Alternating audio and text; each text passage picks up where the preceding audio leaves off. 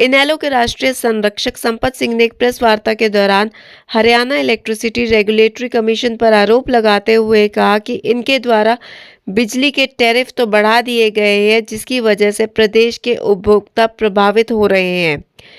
उन्होंने दावा करते हुए कहा कि बिजली के बिल ऑनलाइन भेजे जाते हैं और उनका भुगतान भी ऑनलाइन ही किया जाता है, परंतु टैरिफ बढ़ाने की बात लोगों तक नहीं पहुंचाई गई है आज तक।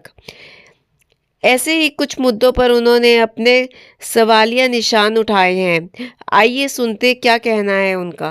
विद्युत नियामक आयोग के सामने हरियाणा प्रदेश के सभी बिजली उपभोक्ताओं की तरफ से पेश हुआ और वहाँ कल पब्लिक हियरिंग चल रही थी। सबसे पहले मैंने ऐतराज जताया कि आपने 3 सालों का टैरिफ के लिए एनुअल रेवेन्यू रिक्वायरमेंट, जिसको हम एग्रीगेट रेवेन्यू रिक्वायरमेंट बोलते हैं, लगभग 1,50,000 करोड़ की इनकी राजस्व आवश्यकताओं को मंजूर करना है, जिसमें 24-25 और परफॉर्मेंस 25-26 और further tariff for 26-27। Total amount जो है एग्रीगेट रेवेन्यू रिक्वायरमेंट जो है विद्युत निगमों की लगभग 1.5 लाख करोड़ है और इसमें 82 लाख हर कैटेगरी के उपभोक्ता हरियाणा प्रदेश के को प्रभावित होना है। इतनी बड़ी एक फाइलिंग की है हरियाणा बिजली वितरण निगमों ने, और आपने हम जैसे कंज्यूमर्स को बताने का भी आपने कोई इंतजाम नहीं किया। केवल मात्र आपने छोटी सी खबर जो है कुछ अखबारों में दे दी। मैंने ये कहा कि जब अखबार अगर आदमी उस दिन नहीं पढ़ेगा, इसका मतलब फाइलिंग कैसे करेगा, उसको पता कैसे लगेगा कि इतना बड़ा उसके भविष्य पर बोझ पड़ने वाला उपभोक्ता के, और उसकी बात को भी आप लोगों तक नहीं पहुंचाते। और मैंने सजेशन दिया कि आप बिजली के बिल जो हैं ऑनलाइन भेजते हैं, व्हाट्सएप करते हैं, और बिल जो है पेमेंट भी उनकी ऑनलाइन हो जाती है। आज के युग में आप सबको क्यों नहीं इन्फॉर्म करते कि बिजली विद्युत नियम आयोग नियमों ने टैरिफ की बात की है,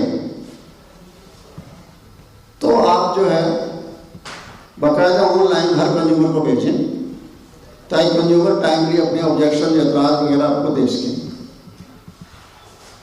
और मेरे साथ खुद हुआ, 4 तारीख को लास्ट डेट थी फाइलिंग की, और 4 को सुबह मॉर्निंग मुझे किसी अखबार से पता लगा। दिन में हमारी मीटिंग थी, रात को जाकर मैं तैयार करके इनको भेजी। तो मेरा मेन एतराज उनसे ये हुआ कि आप इसकी पब्लिसिटी अच्छी तरह करें ताकि हर आदमी इसका फायदा उठा सके।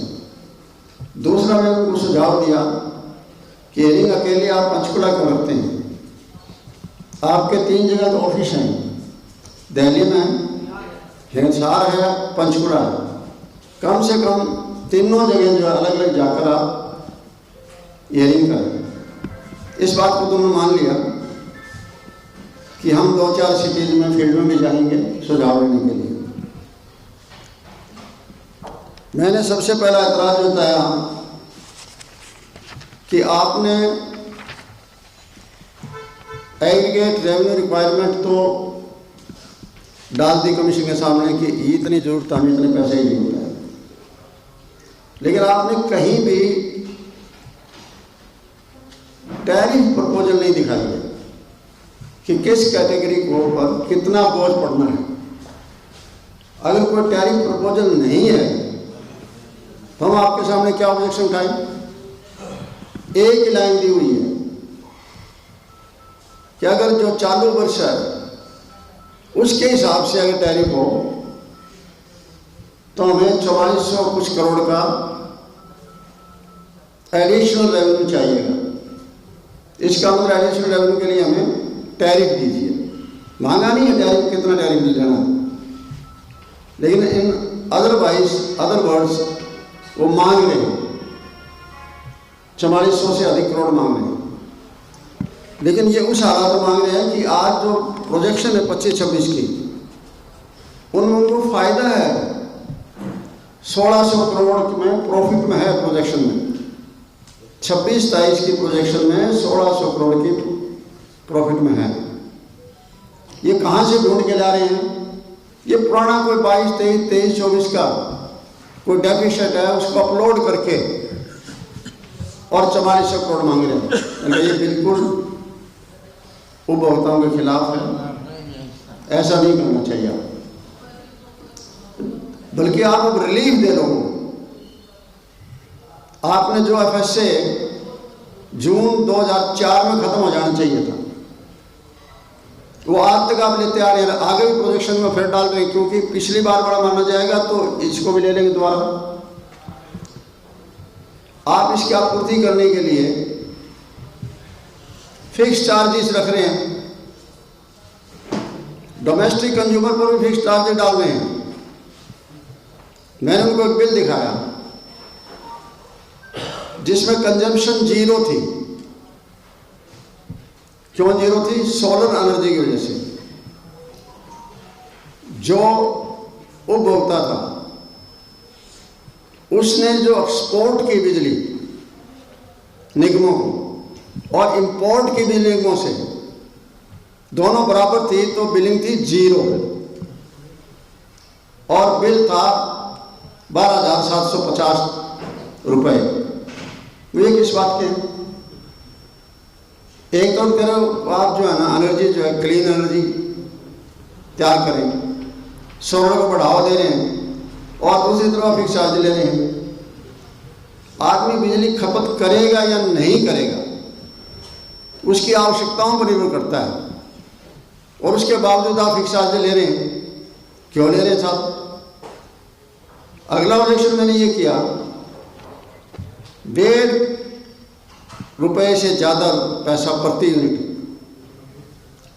आप कमर्शियल एलटी और एसटी उपभोक्ताओं से आप सरचार्ज ले रहे हैं। किस चीज़ सरचार्ज ले रहे हैं? Cross subsidy surcharge. अब क्रॉस सब्सिडी सरचार्ज यानी कि आउटराइटली खत्म करना चाहिए। अगर कम है, आपके पास आमदनी कम हो रही है छोटे उपभोक्ताओं की वजह से, उसको सरकार सब्सिडाइज करे। और फिर क्या है कि पॉलिटिकल लीडरशिप, हरियाणा गवर्नमेंट ने खुद 2018 में, 2020 में और 2024 में आपने देखा होगा हरियाणा असेंबली में अनाउंस किया सर्टन कैटेगरीज के लिए और रिड्यूस्ड टैरिफ रेट देने की घोषणा की। इसमें आपका हरियाणा इलेक्ट्रिसिटी रेगुलेटरी आपका जो एक्ट है 2003 का, उस एक्ट के नियमों की उल्लंघन है। क्योंकि वो नियम कहते हैं कि अगर कोई सरकार अनाउंस करेगी या कोई सब्सिडी टाइप की देना चाहती है, जैसे एग्रीकल्चर सब्सिडी है, सब्सिडाइज रेट पर दे रहे हैं, आप किसी और उपभोक्ता को सब्सिडाइज रेट पर दे रहे हैं, उसका बोझ आप कंज्यूमर पर ना डालें। सरकार सब्सिडी दे के जो है और डाले। सबसे बड़ी बात है कि गवर्नमेंट ने अनाउंस कर दिया, it means you are obeying the order of the government, you are working on the direction of the government. Why? और किस पर? At the cost of the consumers of all categories. क्यों डाल रहे साहब? उन्होंने अनाउंस किया और महीने के अंदर अंदर जो है ना उस पर टैरिफ ऑर्डर जारी हो गया कमीशन की तरफ से। इसका मतलब है आप स्टेक होल्डर्स की परवाह नहीं कर रहे हैं, आप सर्विस प्रोवाइडर्स की परवाह कर रहे हैं, आप गवर्नमेंट की परवाह कर रहे हैं। तब मुझे किसी मेंबर ने पूछा वहां, I don't know how you question me that, क्या आपको इससे क्या एतराज है? मैंने कहा मुझे क्यों नहीं एतराज होगा भाई, मैं भी एक जागरूक उपभोक्ता हूं बिजली का, 2008 से आपके सामने पेश हो रहा हूं, क्यों नहीं उठाऊंगा एतराज इस बात के लिए? ये जो हमारी यहाँ इंडस्ट्री है, ज़्यादातर कमर्शियल एक्टिविटी चल रही है, अगर गवर्नमेंट उनको यूं मारती रहेगी तो फिर यहां से निकल जाएगी। फिर वो कहते हैं तो सर्विस प्रोवाइडर का क्या होगा, वो गो टू हेल, घर जाए अपने। वो डिस्कॉम की परवाह कर रहे हैं, डिस्ट्रीब्यूशन कंपनीज की परवाह कर रहे हैं, वो आप उनके प्रोडक्शन के लिए नहीं बैठे हैं। यहां एक जज का काम कर रहे हैं आप, इसलिए आप किसी एक पार्टी के फेवर नहीं कर सकते। आप ऐसे मतलब मैं हैरान रह गया कि कमीशन किस तरीके से जो है गवर्नमेंट को और डिस्ट्रीब्यूशन कंपनियों को डिफेंड कर रहा है और कंज्यूमर की बात सुन नहीं रहा है। मैंने लास्ट उनको ये बोला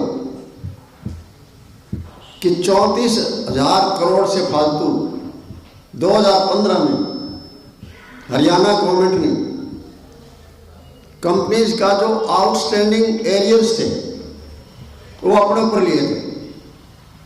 दे were paid by the Haryana government by spending 34,000 crore, और वो ऐड कहाँ हुआ वो 34,000 करोड़?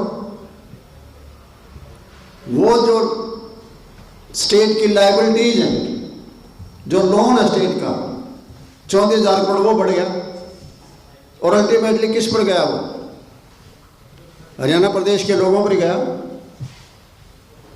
इसका मतलब क्यों किया गया था? वो आपने मदद इसलिए की थी ना कि ताकि कंपनियां घाटे में ना रहे, सर्विस में एफिशिएंसी लाएंगे, ट्रांसपेरेंसी लाएंगे, सिस्टम का सिंप्लीफिकेशन करेंगे, इसके लिए दिया था। और आपको याद होगा एक बार द गवर्नमेंट बोस्टेड कि हमारा 800 करोड़ रुपए का प्रॉफिट है, हमारी कंपनियां प्रॉफिट रन कर रही है, तो इसकी भी इंक्वायरी करनी चाहिए कि आज आप जो है 4400 कुछ करोड़ का घाटा क्यों आ रहा है, क्यों रेवेन्यू मांग रहे हैं आप राजस्व मांग रहे हैं, अपनी रिक्वायरमेंट पेश कर रहे हैं, क्यों कर रहे हैं? क्या कैसे हुआ ये हाल कंपनियों का? 800 करोड़ नफे वाली कंपनियां थी, 34,000 करोड़ की गवर्नमेंट ने पेमेंट कर दी, और उसके बावजूद आज के दिन घाटे में चल रही है। और इनकी एफिशिएंसी ऑफ वर्किंग देखो आप इनका। आज हरियाणा के 22 लाख उपभोक्ता ऐसे हैं जो डिफॉल्टर हैं और 8,000 करोड़ के हैं। देन अगेन क्वेश्चन मी, क्या आप ये फिगर कहां से लाए? मैं हैरान रह गया, कमीशन के मेंबर हैं या कोई गवर्नमेंट का अधिकारी है तो वो भी नहीं बोलता ऐसे। तो मैं कहा ये फिगर मैंने आपके जो पावर डिस्कॉम्स हैं दक्षिण हरियाणा और उत्तरी हरियाणा बिजली निगम जो है उनकी वेबसाइट से ली है, ताज़ा नहीं मिलेगी, पुरानी अगर देखेंगे आप। तो मैंने कहा अक्टूबर में तो ये थी 6370 कुछ करोड़, और नवंबर में हो गई ये 7,000 करोड़ से ऊपर, और लेटेस्ट दिसंबर का देखोगे मैं आपकी वेबसाइट पर नहीं आया, लेकिन मुझे मालूम है कि 8,000 करोड़ है। तब उन्होंने कहा बिजली निगम के किसी अधिकारी को कि बताइए, देखो बड़ा फन्नी बात कही उन्होंने कि सर ये जो प्रेजेंट बिल है ना उनको भी जोड़ा गया इसलिए 8,000 करोड़ है। उन्होंने आप बिल्कुल गलत बोल रहे हैं, प्रेजेंट बिल जोड़ोगे पता नहीं कितने हजार करोड़ के बिल बनेंगे। प्रेजेंट नहीं है, ये आउटस्टैंडिंग अमाउंट है। आउटस्टैंडिंग अमाउंट का मतलब यही है कि बची हुई, पुरानी बची हुई।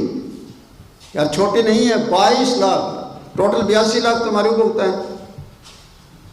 तो क्या वर्किंग हुई आपकी, फिर इतना लोन दे दिया सरकार ने, सब कुछ दे दिया आपको।